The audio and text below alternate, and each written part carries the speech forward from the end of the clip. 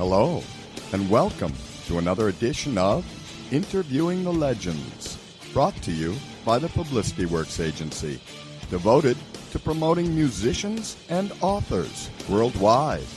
Call us today at 941-877-1552 to start your free publicity evaluation. Remember, we shine only when we make you shine. Please welcome the host of Interviewing the Legends, music journalist, author, and entrepreneur, Ray Shasho.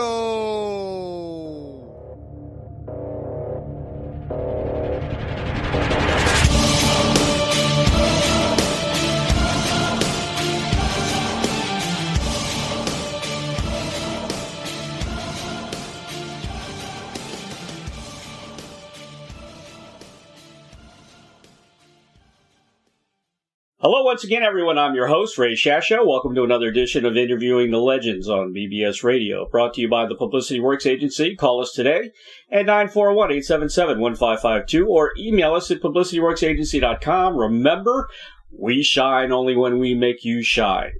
Dannemann and Mike Losekamp, two original members of the 60s pop music group The Cyrkle, best known for the hits Red Rubber Ball and Turn Down Day, have reunited, added a few members, and reinvented themselves around the 50th anniversary of the band's success.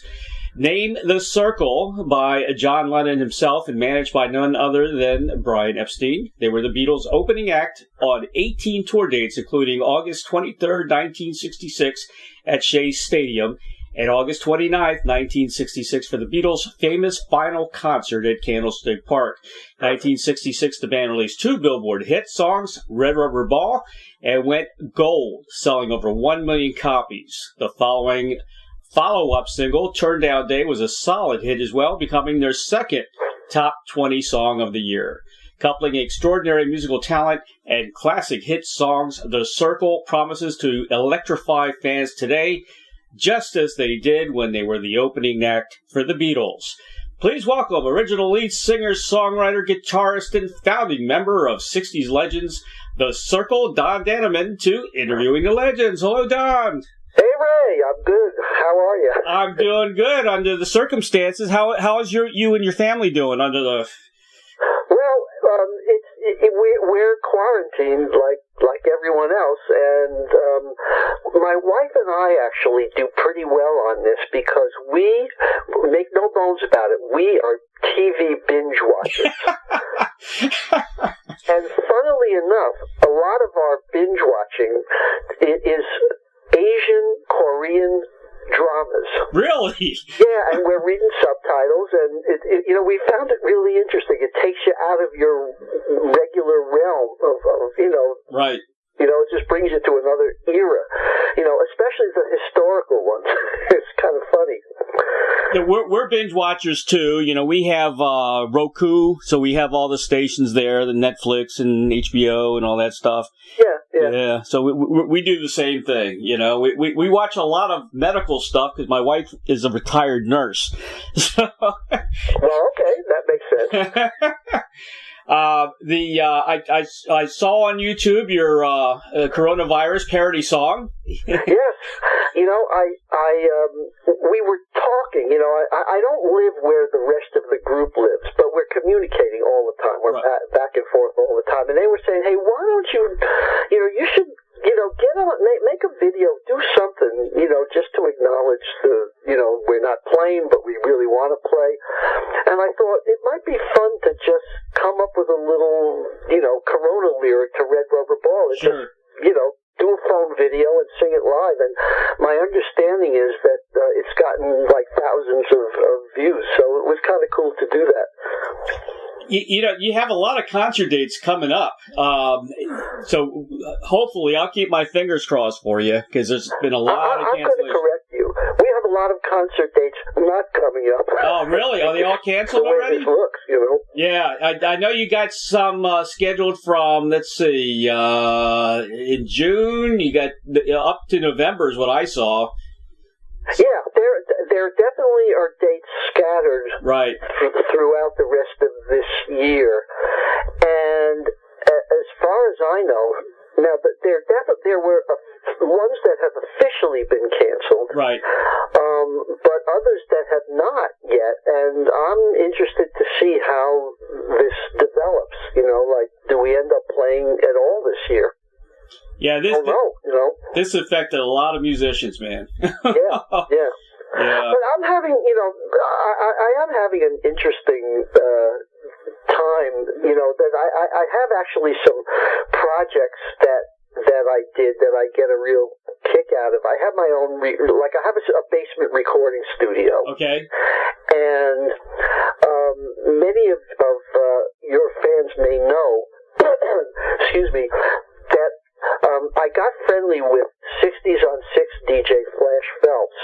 Okay. And I did a theme song for him that he plays pretty regularly on his show. And it was his birthday. Just actually this past Saturday was his birthday. Right. And I thought, what would be an interesting thing to do, especially being home quarantined now? And I thought I rewrote the theme song and put birthday lyrics on it. Huh. So that was a fun thing to do. And then he has this thing he does where he does the city of the day. And, he has people guess. Okay, he gives them clues, and he has people guess, like, what city am I talking about? And I did a little theme song for that. So that's been kind of fun. I have another project that one of the promoters that hires us pretty regularly, and we've gotten to be real good friends with. He has a relationship with a young singer who basically, it's funny, because this guy, I think he's maybe 21 or something like that, and he loves doo-wop. And he's been on some of the PBS specials featuring oldies artists, obviously as a young guy, sort of helping out. And he wanted me to do a duet with him on, like, one of the old doo-wop duet songs. And we're tentatively going to do a video duet on the song, What's Your Name? Is it Mary or Sue? If some of your listeners remember that from like late 50s doo-wop. So I definitely do stuff. It's fun. I have a good time with my just coming down to the studio, and between that and binge watching and an occasional driveway with proper distancing, we occasionally do driveway get-togethers with our neighbors. Oh, cool. We bring out chairs, sit at the back of our driveway, and they're on their driveway, and the other one is in the middle of the cul-de-sac, and we bring our own stuff, and we have little get-togethers. So that's what we're doing right now. Yeah. Where are you located at? We're in Delaware. Oh, Delaware. Okay. Yeah. I'm originally from from Maryland, so I used to go to Rehoboth Beach all the time. Oh yeah, sure. Yeah, Delaware's a cool place. What I was going to say here is, I always thought, and not only me, but a lot of other people that followed the Cyrkle in the 60s, a lot of people thought you were a British band. Well, the obvious connection is that we were managed by Beatle manager Brian Epstein. Right, which is basically unusual. The Cyrkle started out as the Rondels, RHONDELLS, at Lafayette College, and we became a really good fraternity band. If you wanted a good band for your fraternity parties, that was us. Sure. We did Beatles, we did Beach Boys, Four Seasons, all and oldies, what was not so old then. Current stuff of the day, including a lot of oldies, late 50s stuff, late 50s, early 60s. And so between 61 and 65, we were the fraternity. We were a good fraternity band. And the connection to Brian Epstein came about when, at the end of what would have been the Rondels' career as a college fraternity band, we were playing in Atlantic City for the summer. And this would be the summer of 1965. Right. End of summer, all going to go our separate ways. And in walks a gentleman named Nat Weiss to the Alibi Bar where we were playing, and he hears us and he introduces himself. Hey, I'm down here on a fraternity convention. I'm a lawyer. I'm actually a matrimonial lawyer from New York, and I'm good friends with Beatle manager Brian Epstein, and we're about to form a management company here in New York. And I think you guys are really good. Why don't you get in touch with me? So we thought, baloney. Yeah. People don't come in and, know that. And we had been given, stories like that before that turned out to be nothing. Right. So, anyway, excuse me, sorry.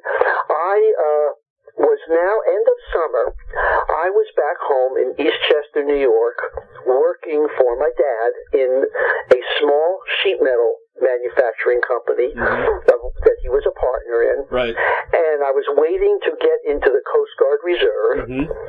And I thought, why don't I give this guy a call? Maybe he's for real. I have his card. So one day I call him. And, he answers, and he remembers me. Oh, Don, yeah. Oh, yeah, you guys were great. Why don't you come down to New York? He gave me the date. It was like a few days later. Right. Come down. Here's the address. I'll introduce you to Brian. Really? Okay. I'll play along. So, anyway, I took a buddy of mine. We went down, and it was one of those small buildings on Side Street on the Upper East Side in Manhattan. And we go, we walked. It was a one flight up party. We're standing around. Nat's not there. Finally, Nat walks in. I go up to him, and well, now here I am. Yeah, come on, Don, follow me downstairs. I follow him down the stairs, walk out, and there's a limo on the street. And I want you to picture a very dramatic person who, he takes his hand, he flings it kind of across himself, and he beckons me into the limo. Like, he opens the door, and he beckons me into the limousine. Right. Well, I follow him in. He sits me down, and there I am sitting directly across from Brian Epstein. Wow, that's incredible. And now I know what Brian Epstein looks like, so this is no baloney now. This is for real. Yeah. And now he introduces me, and whenever I tell this, I have to clarify my level of musicianship is pretty good, but it's not like the best musician in the world, However, Nat introduces me. Brian Epstein, I'd like you to meet Don Dannemann, one of the finest musicians I know. Gulp. Nice. Okay? So I get to shake hands with Brian, and the conversation, it was a fairly short conversation. Now, Brian, from the very moment that I met him, is a true gentleman. Right. He was very gracious. Oh, Don, yes, Nat has spoken very highly of you, and perhaps, maybe we can get something going, so stay in touch, and we'll see. I'm saying in my phony Brian Epstein accent. So, anyway, a couple of words back and forth, and then, as graciously as Nat beckoned me into the limo, he now, with the same gesture, beckoned me out. Well, Don, we have to go, and, so out I go, and there I am standing on the street, and the image I have in my head of how that moment ended is, picture the video camera behind me looking kind of up the street, so you see me silhouetted from the back, and there's the limo, and it's night, so it's lit in street lights. The limo slowly pulls off into the black, and video fades out. So that was my moment of meeting Brian Epstein. Hence, answering the question, why did people maybe think we were English? Anyway, what happened next is I call Tom and Marty. Tom, he was bass guitar singer, and Marty was our drummer. Our keyboard player, Earl Pickens, the original keyboard player, he was off in medical Cyrkle School. Tom and Marty were still at Lafayette, and we would go out and play occasional weekends still. Yep.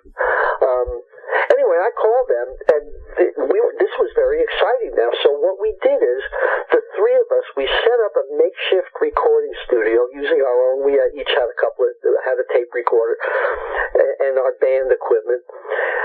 We set up a makeshift recording studio in my basement in Eastchester, and we recorded several demos, and they actually turned out pretty good. I made an appointment to see Nat Weiss to play him, because we thought, let's get him excited. We have this in, let's see if we can really get him excited.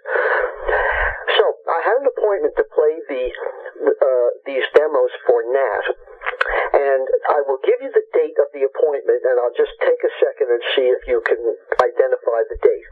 November 9th, 1965. Does that mean anything to you? Take a moment, and then I'll tell you what it was. Okay.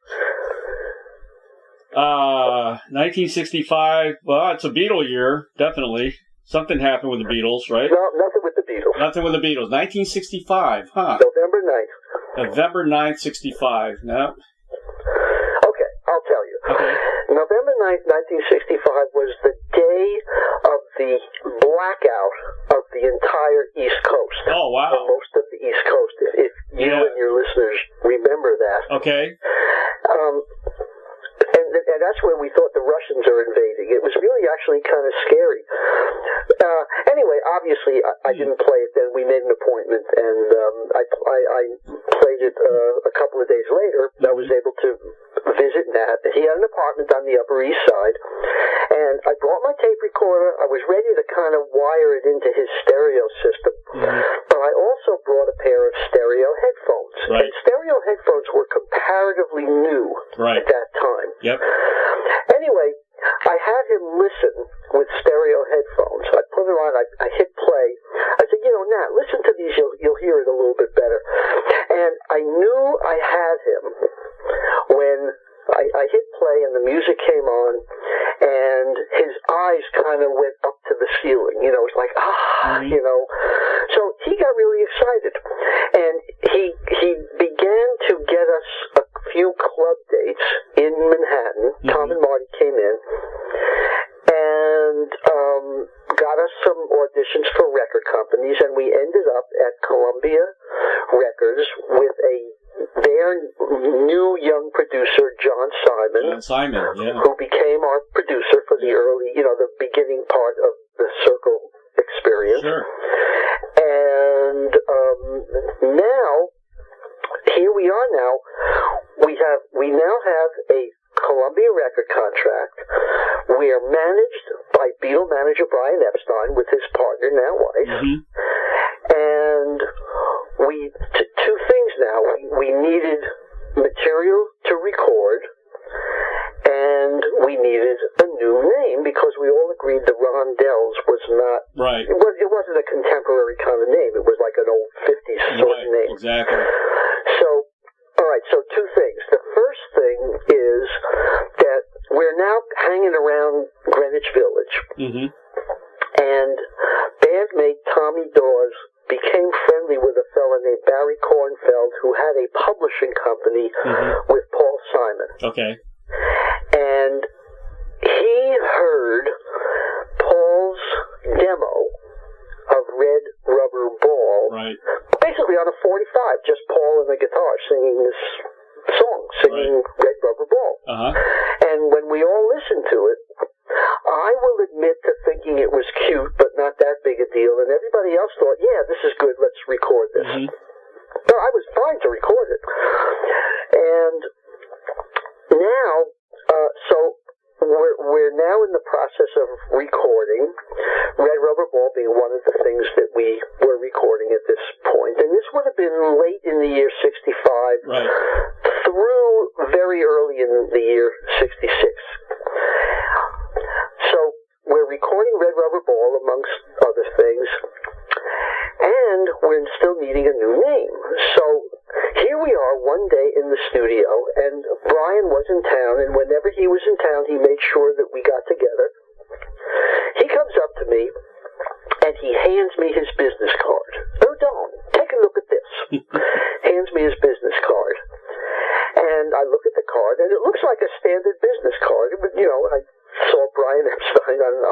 I didn't read the whole thing, but I saw it. It says, oh, no, don't. Turn it over. Turn the card over, and there, scribbled in, some scribbled writing, was something that I couldn't quite read. It was like Cyrkle. I'm not... Brian, what am I reading here? Oh, Dawn, this is your new name. And as you see, it's Cyrkle. You're going to be the Cyrkle. Cyrkle, with the funny spelling. And it was, in fact, John who came up with the name. And you can see, you can just picture how John, with his clever, interesting mind, came up with Cyrkle with the funny spelling. So here I am now with this card in my hand.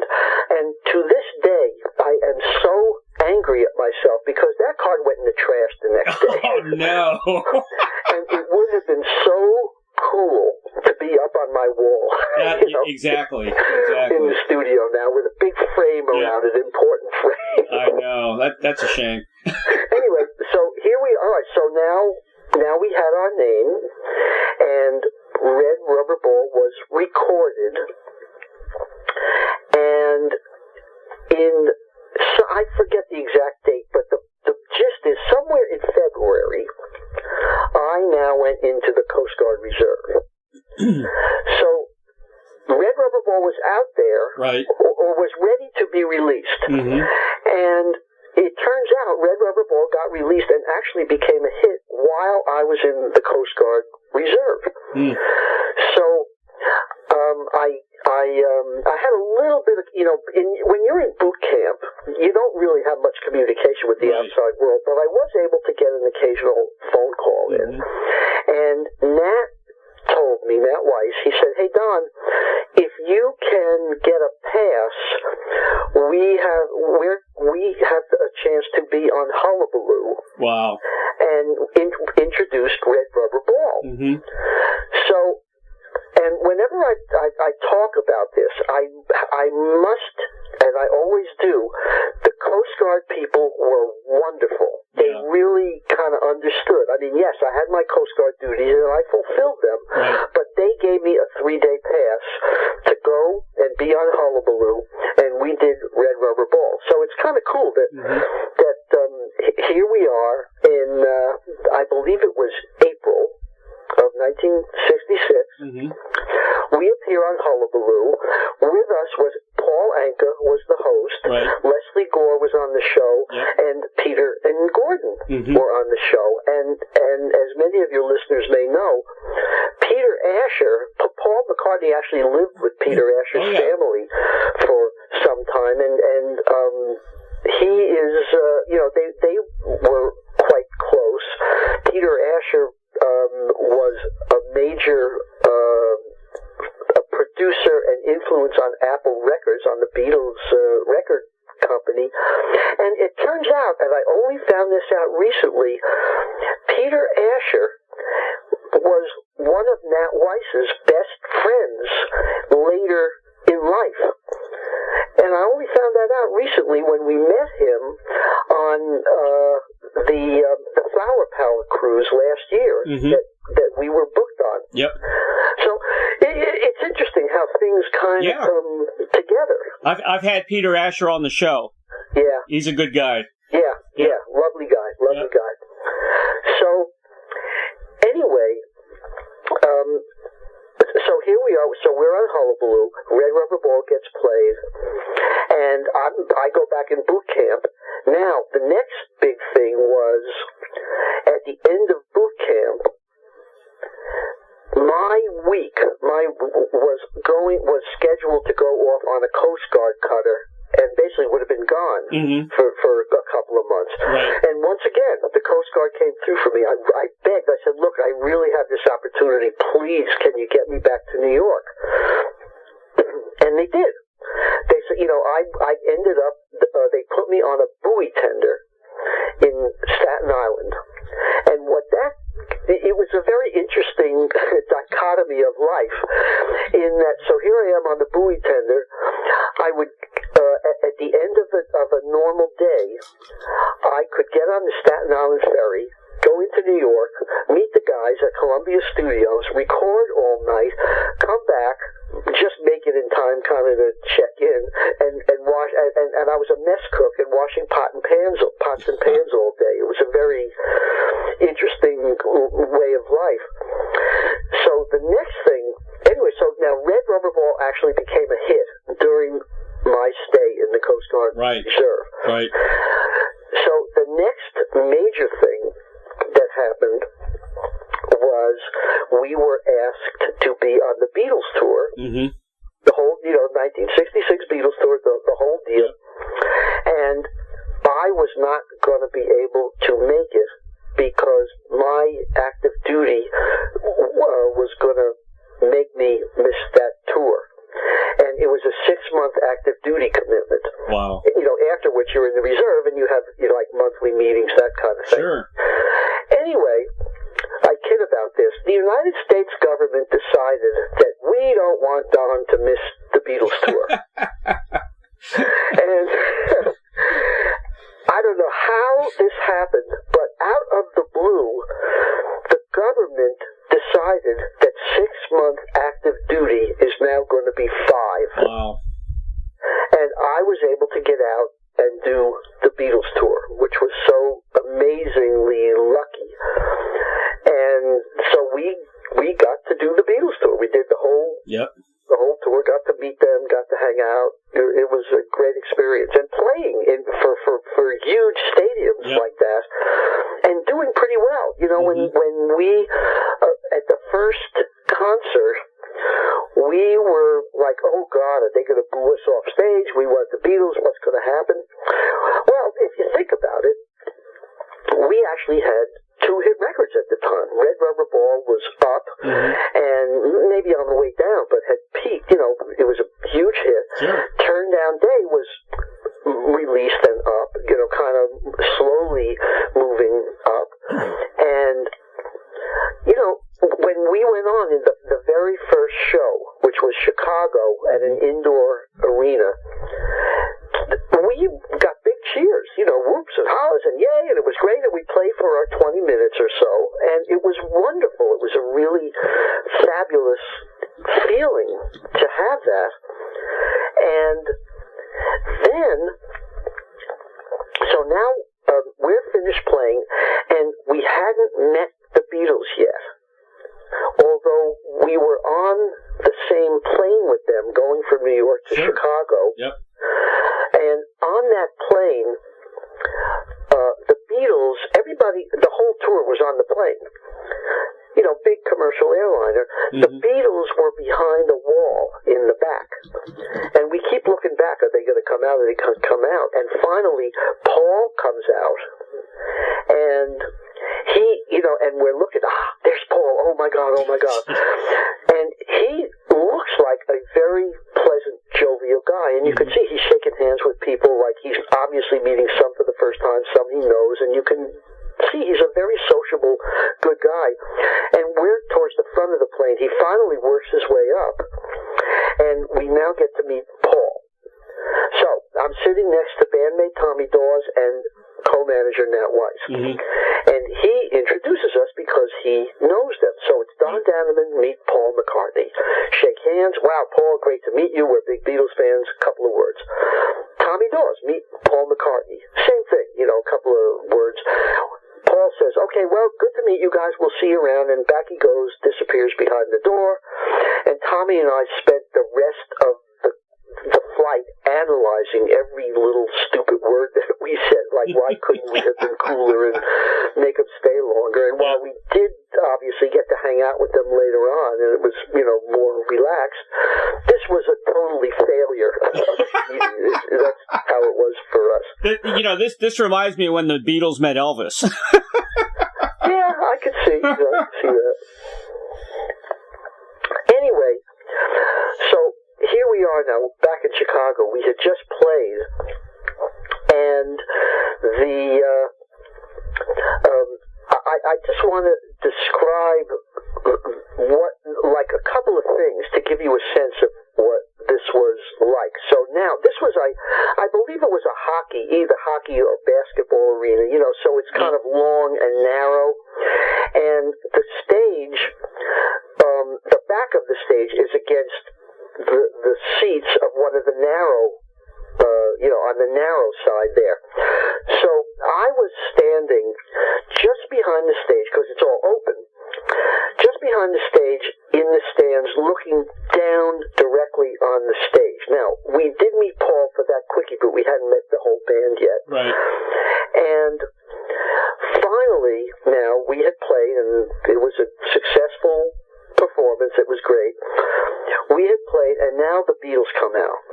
So here, I'm just going to give you a couple of impressions of Sure. that I still remember so clearly. So the first thing is the Beatles come out, and they were wearing what looked to me like very elegant, velvety sort of jackets. And in that light, they looked dark green to me. Now, I can't tell you what the real color was, but in that light, that's what it looked like. Very elegant. Like these are major, important people wearing these elegant outfits. And they come on stage, they start playing.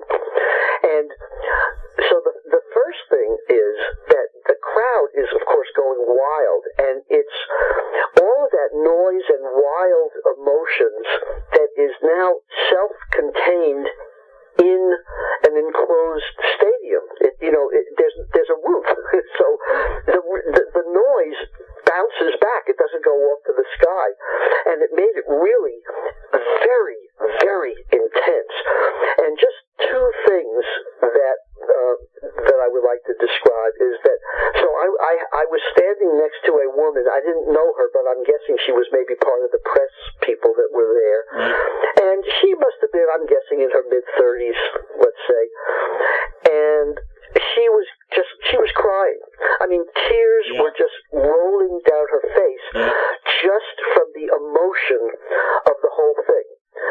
And the other thing that I got was you could look out to the audience, and as far as I could see, now, of course, you only get to see the first few rows usually when you're looking from backstage because of the way the lights were. But from what I could see of the audience, picture the Wizard of Oz backstage behind a curtain with an electronic keyboard that controls, that has a little shock device set up to all the seats in the audience.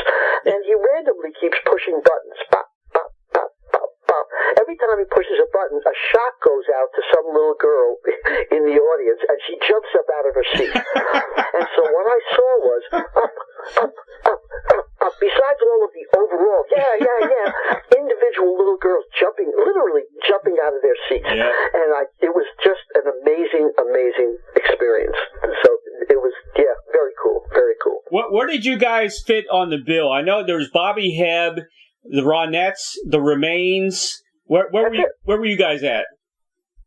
I believe that we came before the Ronettes. Okay. I think. That's my recollection. And the honest truth is I'm not sure. I'm not 100% sure, but I think it was the Remains, Bobby Hebb, us, the Ronettes, and the Beatles. And my sense is they figured, let's break it up.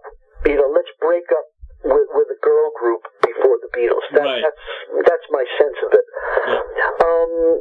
So it was, like I say, it was really great. I want to remind the audience how huge this is. First of all, Brian Epstein managed all British acts. He did the Beatles, Jerry and the Pacemakers, Billy J.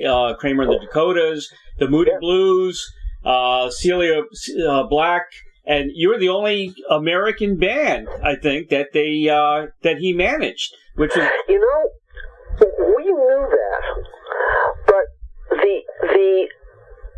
the importance of it actually never quite hit home to me until, and this is going back to Peter Asher now,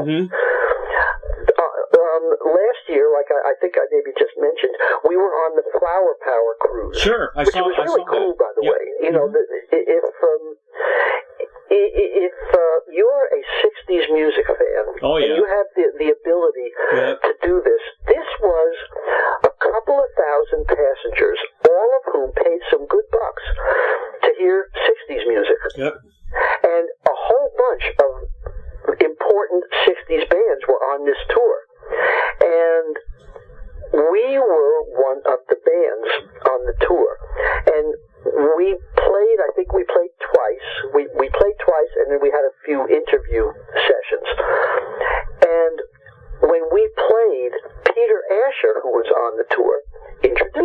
Mm-hmm. And he made a big point out of telling people, you know, I'm going to introduce a band now, and I just want you to think about the success of Brian Epstein and the Beatles and all the bands that he managed. This was the one American group that Brian Epstein chose to manage. Mm-hmm. And you know, even how sometimes you know things, but they come back to you in a way that really hit you home. Yep. In a way that you never quite got. Right. And I remember saying to myself as I'm watching Peter Asher introduce us and describe us like this, and I go, oh my God, wow. That's right. So, you know, the funny thing is, you know, in life, you have various moments that really kind of hit home to you, that like make a real impression. This was one of them. Yep. And it only happened late in life, you know, last year is when that happened. Here's another fact I want to let the audience know about that is huge. 1966 was a humongous year for music. I remember like it was yesterday because I was an Orioles fan. They beat the Dodgers 4 straight. They beat Koufax. Okay. But the end of the year, Billboard, you know, for the top 100. Now you guys, you know, you finished in the top 3, and then you were right behind the Beatles, I think, number 2. But at the end of the year, all these great bands for the top 100. You guys finished at 25, and now listen to the other bands here. Number 1 was the Mamas and the Papas. You had the Monkees in the top 5. Frank Sinatra, Paul Revere and the Raiders, the Supremes, Donovan. The Beatles had several hits that were below you guys, like Yellow Submarine. I mean, it's incredible. You know, the competition you guys had back there, and to still finish, you know, high ranking like that. That's my understanding is that Red Rubber Ball actually was Billboard's number 20 of the year. 1966. That's where Red Rubber Ball was. Okay, I got here 25, but it might be wrong. It's under Wikipedia. So. And that's December 24th. That's always been my understanding that it was number 20. But, okay. You know, who cares about a few points one way or the other? That's still incredible. Yeah. No, it was amazing. I would like to share something else about Red Rubber Ball. I want to share a couple of specific things about Red Rubber Ball. Mm-hmm. I think I mentioned earlier that when we first heard it and decided to record it, I thought it was cute, and okay, let's take a shot and record it. And I've always thought of Red Rubber Ball that way. Right. Through much of my adult life, including after the group broke up. You know, like, we were lucky we had a hit record. Very cool. So, here's the first thing about Red Rubber Ball. Like a new impression for me as a Cyrkle who obviously was there at the time. I'm the lead voice on it, you know. But a new awareness, and that is somewhere in the mid-'80s, a small record company called Sundays got the license to release the Cyrkle catalog. You know, they specialize in oldie kind of releases. And they asked me to comment on it. They sent me, a cassette at the time. Listen to this. So, I hadn't listened to Red Rubber Ball. Basically, from the time that the group broke up, I got into doing commercials. Working. I had my own production company working for ad agencies, and we did jingles and other audio work for ad agencies. And I was very involved in that. I loved it, frankly. So, anyway, they asked me to comment on this cassette, like, here's how we're going to release it. And it was pretty much chronological. The recordings were pretty much chronological. So Red Rubber Ball was the first recording on there. And I finally had a chance to listen to it actually on an airplane. I was by myself going somewhere, and I took out my Sony Walkman, and I put on headphones, and I, crouched down and I listened to it, and on comes Red Rubber Ball. And I had an epiphany when the first couple of notes of Red Rubber Ball came on, when I realized, oh my God, this really does sound like a hit record, and it had a couple of things to it that immediately made it sound like a hit record for me. There's the recognized organ lick. Yep. Exactly. Yeah. Then there's the guitar lick, right, which I played.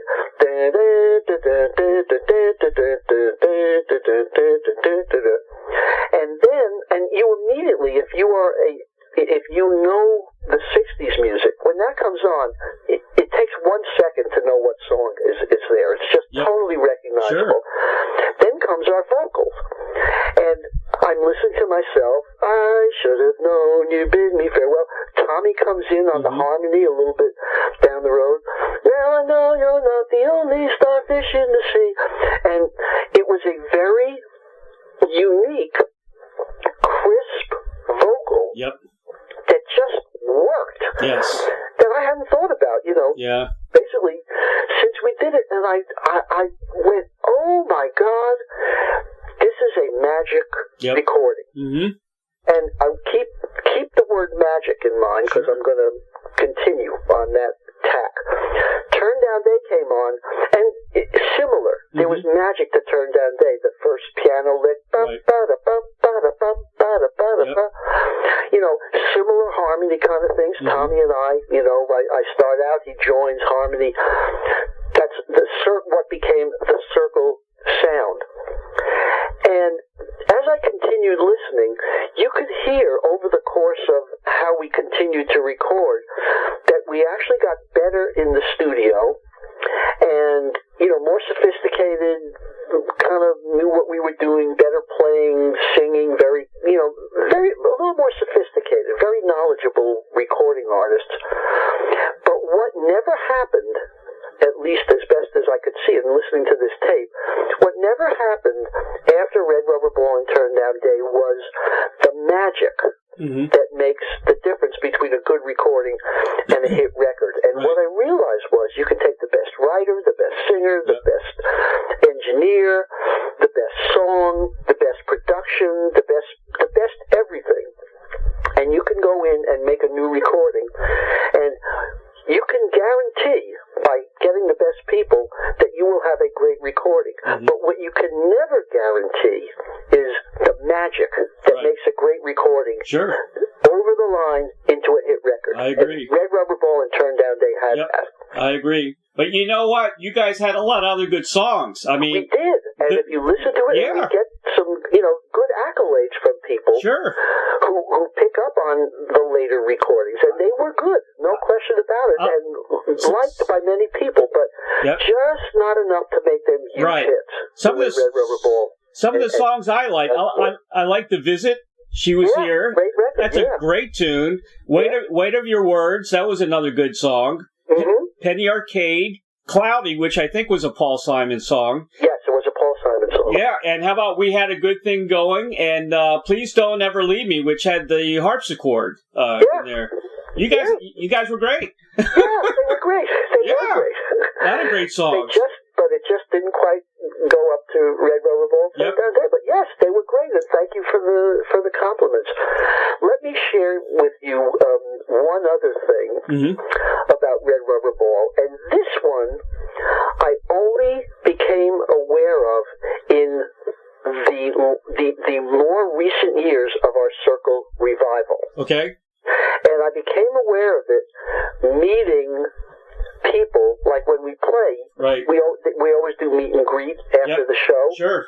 So people come up to us and, we talk, we do autographs, we talk, we take pictures. It's, we're just hanging out. So, and I'll just give you a few little bits that made me realize, oh, wow. So, first one is pretty simple. People will come up to me, and it's very typical, that I'll get a comment. Do you know Red Rubber Ball was my first 45?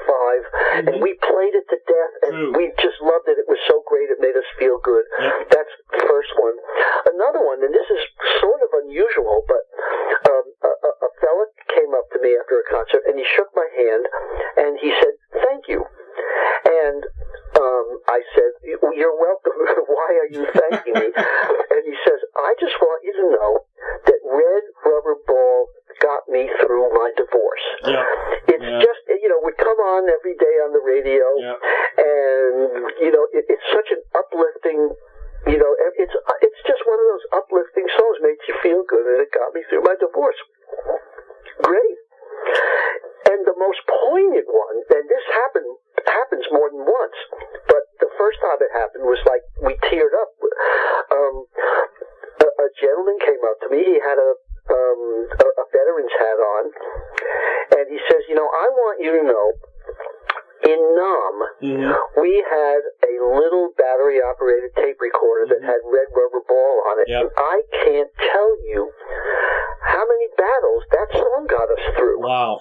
So, and we hugged, we teared up and we hugged, That's pretty cool. It's funny, we hugged. That's we can't cool. hug anymore now with this quarantine. Well, the song is one of those songs that did define the 60s. It's one of, And so I have now recognized Red Rubber Ball has basically become, or has been, without me knowing it, an uplifting anthem of the 60s. And I'm so proud to have been a part of it, and to realize that I had an effect on many, many thousands of people, most of whom I'll never meet, but some I now get to meet with when we play and do the meet and greets. Very cool. Very cool. I want to mention, you did you recorded a single, "I Did It For You," as a tribute to John Lennon, didn't you? I did that with my ex-wife. And, she just had this thing in her head, "Hey, let's do this," and this was during my commercial recording years, and of course I had access to, we had our own studios, so, so we did this, and we wrote it together, and we put it out. Now we didn't have a big record company behind it, we just put it out on ourselves, and it did actually get some notice, but, unless you have some, entity behind it, and it was before the internet where things could all of a sudden take off on their own. Nothing happened, but and I was proud to have done that. It was a good recording. I'm also proud of you writing jingles. I think that's cool. There's a lot of legendary artists that did get into that I've talked to. What were some of the famous things that you did? I know Continental Airlines was one, wasn't it? Yeah, that was one of our big ones. Another big one, "It's the next best thing to your good cooking. Swanson makes it good." I remember that. Ran for about 9 years or so. Let me think, another one. "All my men wear English leather, or they wear nothing at all." That was another one that I think maybe people would know. We did a lot of toys. So we got a relationship with the agency that did Hasbro toys. And we did a lot of that. And actually I think the first big toy we did was Barbie doll, which was not Hasbro. It was another agency, and it was a campaign, "Surprising Barbie, Barbie, Barbie." So we had a wonderful career, which I look back on really fondly. But the funny thing about having, and by the way, we do a little jingle bit in our show. Oh, really? Yeah, which people get a kick out of. Yeah, we play some of the commercials that we worked on. And just to share, now I didn't do this, but bandmate Tommy did it, and basically I talk in the show, and I'll say, after we do, how did we get into jingles? And we both did it. We both had our own production companies. So we do a little medley of commercials that we had worked on. And then I'll say, well, one of the things that was really cool for me is that, agencies sometimes will have music houses do competitions right. where they'll say, we want a jingle for a particular product. Right. And, you write one, you write one, you write one, people will write in. It's actually a competition. And the one that they like gets on the air and they get the job, basically. Well, we beat bandmate Tommy Dawes 3 years in a row for Coppertone commercials. It was so cool to have done that. And then I'll do just a little bit of one of the ones that won and was on the air. And it was like this. Flash 'em a dark tan, flash 'em a fast tan, flash 'em a Coppertone tan, flash 'em a Coppertone tan, bop. And then, people will applaud. Yeah. And then I hang my head and I say, yeah, but in the end, Tommy had the last laugh. Did he? Because he went on and wrote the one commercial that there's not a soul in this audience that doesn't know. Okay. And then we all sing it a cappella, the band, we just sing it.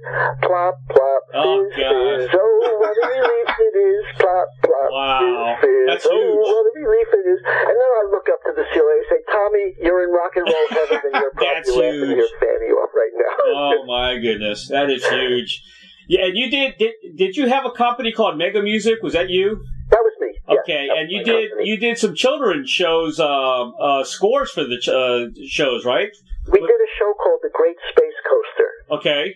Which ran for some years, I think. Yeah. Yeah. And we were one of the regular music suppliers of that show. Wow, that is so cool. I love that stuff. Yeah. I mean, I guess it's always interesting. Where did people go? Where are they now? Where did they go? Don, here's your final question. I know you got to go. Yeah. If you had a Field of Dreams wish, like the movie, to perform, collaborate with anyone from the past or present, who would that be? Oh, I think it might be Paul McCartney. I think it would be terrific to be able to do something with Paul McCartney would be really cool. It's never too late. Yeah, I guess it's never too late. Yeah. When the original Rondelles, we got together for a 30th college reunion, and Tommy showed us he had received a fax from Paul McCartney saying, hey, it's so great to hear you guys actually are getting together again. Have a great performance. Yeah. So that was really cool. That's cool. Really cool. Awesome. I would just want to mention, everyone needs to buy the live CD, Full Circle, which is a celebration of the band coming together after so many years, and that's available on Amazon.com and probably on your website, I guess. Yeah, you can get it through that, and that was fun to do. Yeah. Just really quick, the origin of that came from when we got back together. Our bandmate Pat McLaughlin, right, who's sort of the go-getter guy of the current band, right, he set up a video performance for us to do because we needed a promotion tape. Mm-hmm. And so we basically did, we rehearsed, we did a whole concert. He had it recorded professionally. I actually mixed it. I mixed the audio myself. And that is available. And what came out of it was a short promotional tape of cutting, just little bits and pieces of what we did. Right.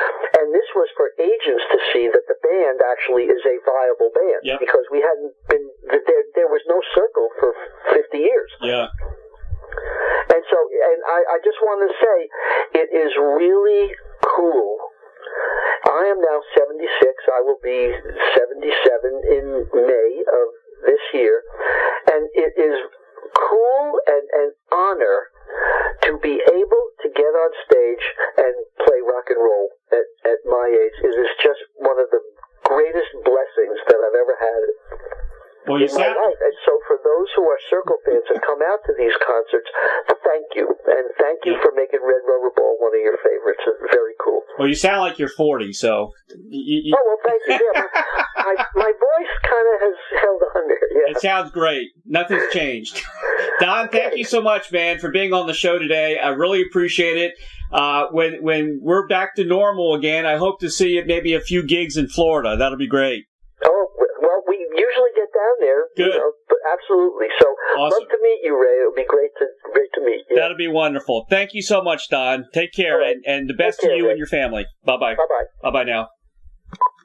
Purchase the live CD, now available. It's titled Full Circle, and it celebrates the band coming together again after so many years, and that is available at Amazon.com. And it's also available on iTunes and Spotify and other streaming sites. For more information about Don Dannemann and The Cyrkle, visit www.thecircle.com, www.facebook.com/The Cyrkle, and The Cyrkle are also on Twitter, twitter.com/the_Cyrkle. Very special thanks to the dynamic duo of Doug and Don Newsom of VBS Radio for making the magic happen for each and every broadcast of Interviewing the Legends. If you have comments or suggestions for the show, contact me at interviewingthelegends@gmail.com, and please subscribe to my YouTube channel, Interviewing the Legends with Ray Shasho, for the very latest interviews. Hey guys, it's real news. And, of course, my new book is finally out, entitled The Rockstar Chronicles, Series 1. I hope to do at least 3 more. Truths, confessions, and wisdom from the music legends that set us free. Order yours today on hardcover or ebook at bookbaby.com or amazon.com. It features over 45 intimate conversations with some of the greatest rock legends on the planet, and you will love it, I promise you. Stay safe. Have a great week, everybody.